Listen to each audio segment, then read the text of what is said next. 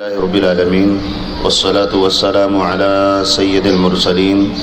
وعلی آلہ وصحبہ اجمعین ومن تبعهم بإحسان إلی یوم الدین اما بعد فقد قال النبی صلی اللہ علیہ وسلم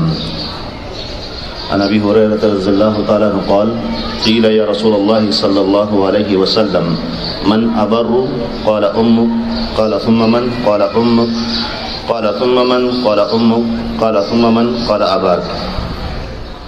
یہ مشہور حدیث ہم نے اس سے پہلے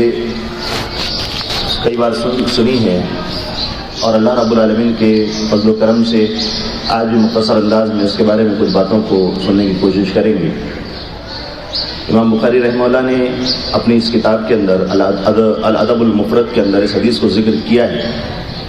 اور تقریباً 7 یا 8 سے زیادہ چیپٹرز جو انہوں نے کتاب کی شروعات میں اس حدیث کے رکھا ہوا ہے پیرنٹس کے بارے میں رکھا ہے۔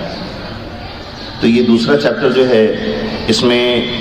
انہوں نے والدین کے ساتھ اور خاص طور پر ماں کے ساتھ کیسا سلوک کرنا چاہیے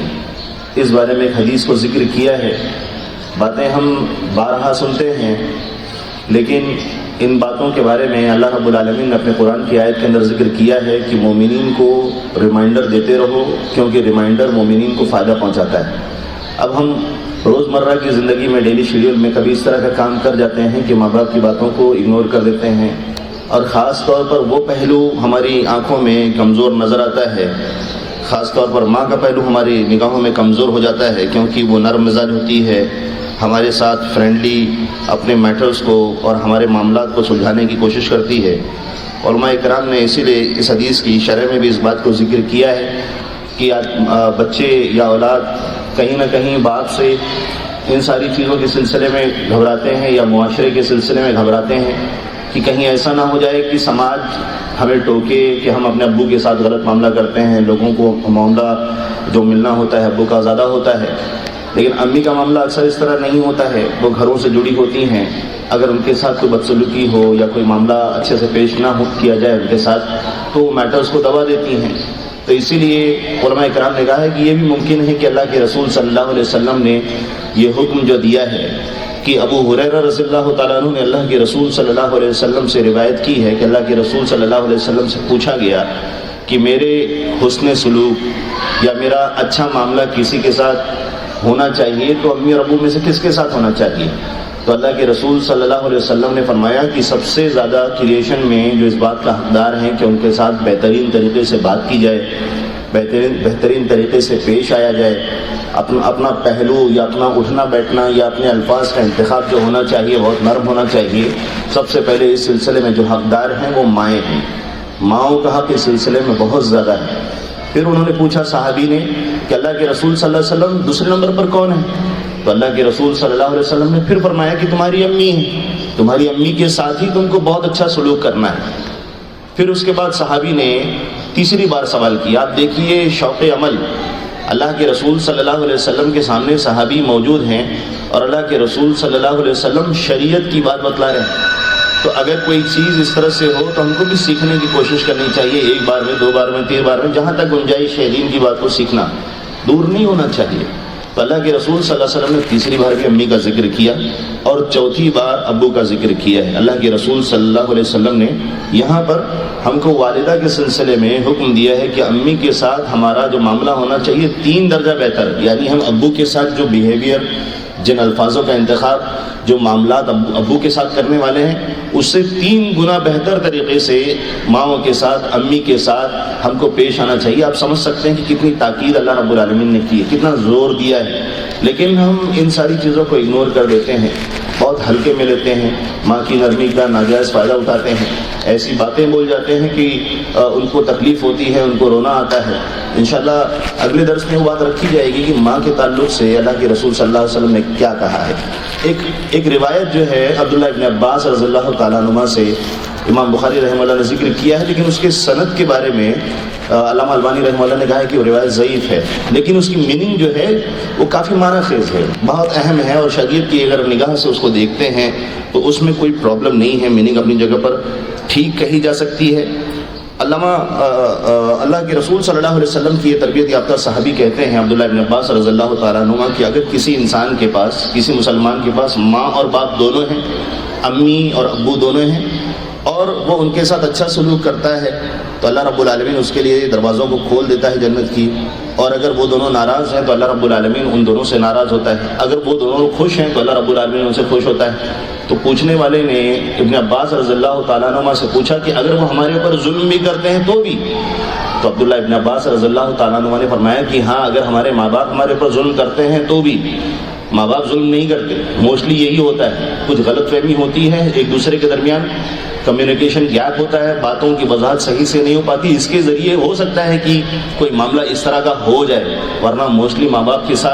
کے ذریعے سے یہ چیز نہیں ہوتی ہے۔ تو ماں باپ اگر کوئی چیز اس طرح کر جائیں جو ہمارے مزاج کے خلاف ہو، امی کا خاص طور پر معاملہ ہے، اور یہ بھی نہیں ہونا چاہیے کہ اب بیچارے ابو کو ایک طرف اگنور کر دیا جائے، گروپ بنا لیا جائے کہ اب اللہ کے رسول نے چوتھے نمبر پر ابو کا ذکر کیا ہے تو اب گروپ بنا کر رہ رہے ہیں، ابو کا حق مار رہے ہیں، تو یہ بھی نہیں ہونا چاہیے، جن کا جو حق ہے ان کو دینے کی کوشش کرنی چاہیے۔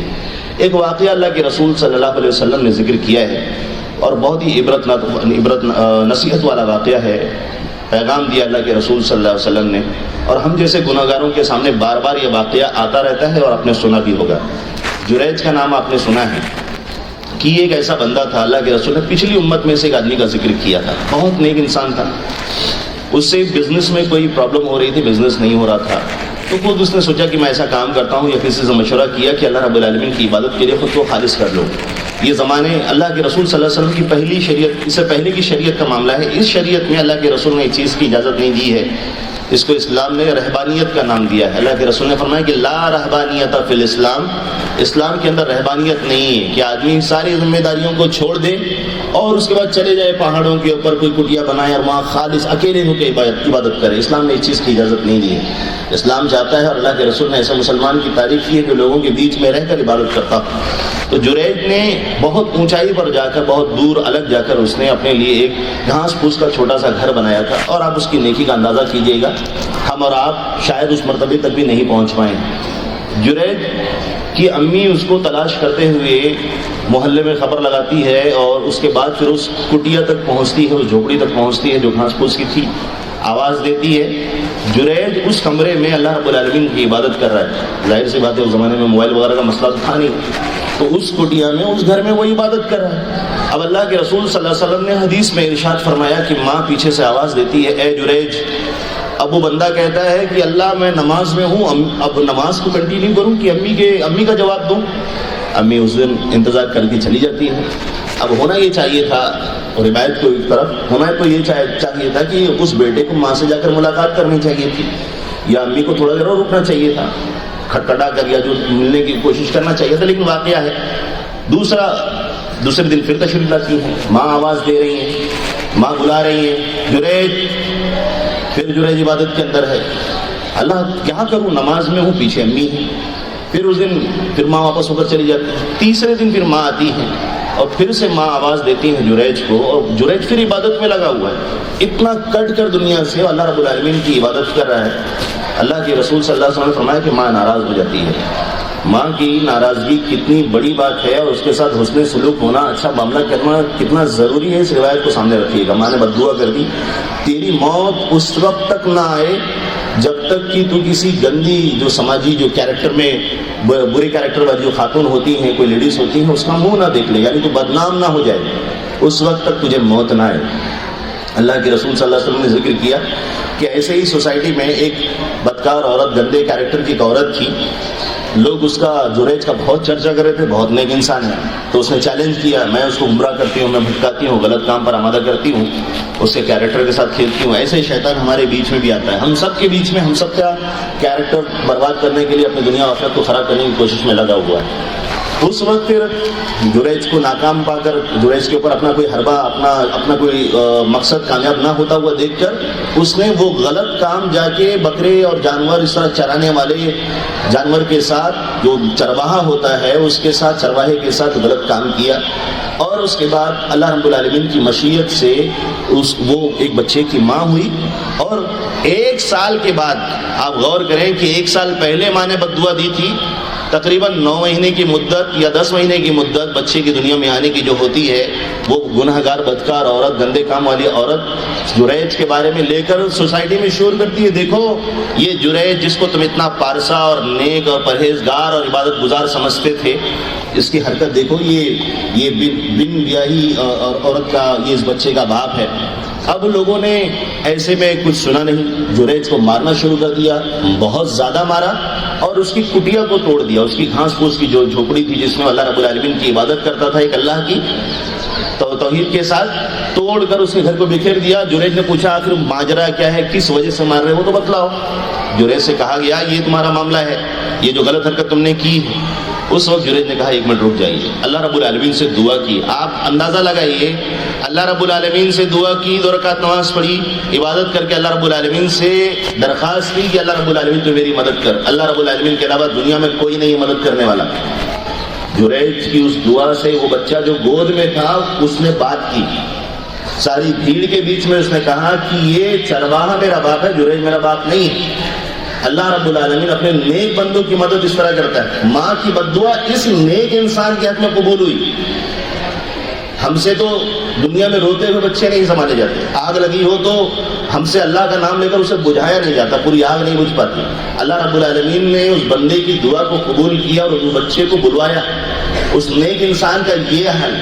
اس کے حق میں اللہ رب العالمین نے ایک ماں کی جلی ہوئے دل کی بددعا کو قبول کر لیا۔ تو اس کے لیے چاہیے کہ ماں کے ساتھ حسن سلوک بہت اچھے سے ہونا چاہیے، اچھا سے خیال رکھنا چاہیے، ماں کے ساتھ بدتمیزی نہیں ہونی چاہیے۔ اس کے بعد لوگوں نے جریج سے کہا کہ ہم تمہارے لیے سونے کا اور ساری چیزوں کو، چاندی کا ایک گھر بنا کر دے دیتے ہیں۔ جریج نے کہا نہیں، جس طرح میرا گھر تھا، جھوپڑی تھی گھاس پھوس کی، اسی طرح بنا کر دے دو۔ تو اللہ رب العالمین اپنے بندوں کی مدد فرماتا ہے اس وقت جب ہم اس کی شرطوں کے حساب سے جیتے ہیں۔ اللہ رب العالمین سے دعا ہے کہ اس سلسلے میں ہماری مدد فرمائے۔ آمین۔ وآخر دعوانا الحمدللہ رب العالمین۔ السلام علیکم ورحمۃ اللہ وبرکاتہ۔